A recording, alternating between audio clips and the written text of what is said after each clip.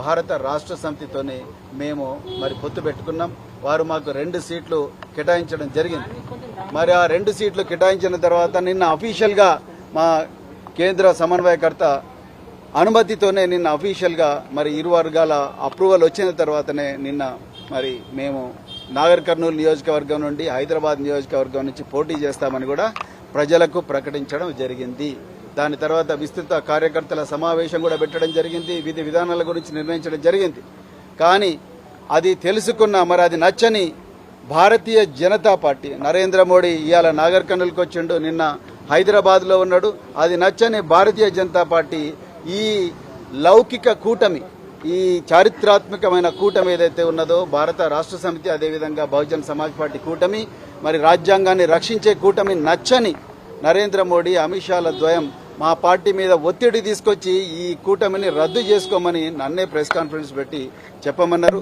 నాకు అది ఇష్టం లేదు. ఎందుకంటే మరి బహుజన్ సమాజ్ పార్టీ మాన్యశ్రీ కాన్షీరామ్ గారి నుంచి బైంజీ కుమారి మాయావతి గారి నుంచి నేటి దాకా మరి నా దాకా మేమందరం కూడా ఈ బహుజనవాదం డాక్టర్ బిఆర్ అంబేద్కర్, మహాత్మా జ్యోతిరావు ఫులే, సంత్ నారాయణ గురు మరెందరో మహనీయుల ఆలోచనల వల్ల ప్రభావితమైన మేము ఒక్కసారి మాట ఇస్తే తప్పేది ఉండదు. పొత్తు ధర్మం, కష్టాలైనా నష్టాలైనా అందరూ కలిసిపోవాలి, ఒకరికొకరు సహాయం చేసుకోవాలి. సో అదే విధంగా ఇద్దరు నడవాలి, ఎన్ని ఒడిదుడుకులు వచ్చినా కూడా నడవాలన్నదే పొత్తు ధర్మం. ఆ విధంగానే ఒప్పందం కుదిరింది.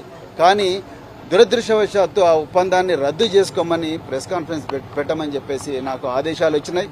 కానీ ఆ ఆదేశాలు నేను అమలు చేయదలుచుకోలేదు. ఎందుకంటే పొత్తు ధర్మంలో భాగంగా నేను కూడా మరి 26 సంవత్సరాల పోలీసు సర్వీసు, దేశం కోసం ప్రాణ త్యాగానికి కూడా సిద్ధమయ్యి నేను పనిచేసిన.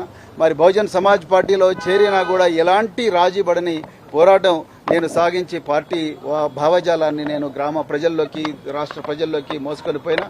కానీ అలాంటి వ్యక్తిని నేను ఒకసారి మరి ఒక పార్టీ రాష్ట్ర అధ్యక్షుడిగా మాట ఇచ్చిన తర్వాత ఈ బీజేపీ చేసే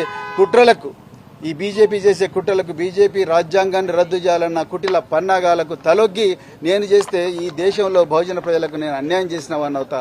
అందుకొరకే నేను మరి ఈరోజు నేను రాజీనామా, బహుజన్ సమాజ్ పార్టీ సభ్యత్వానికి నేను రాజీనామా చేయడం జరిగింది.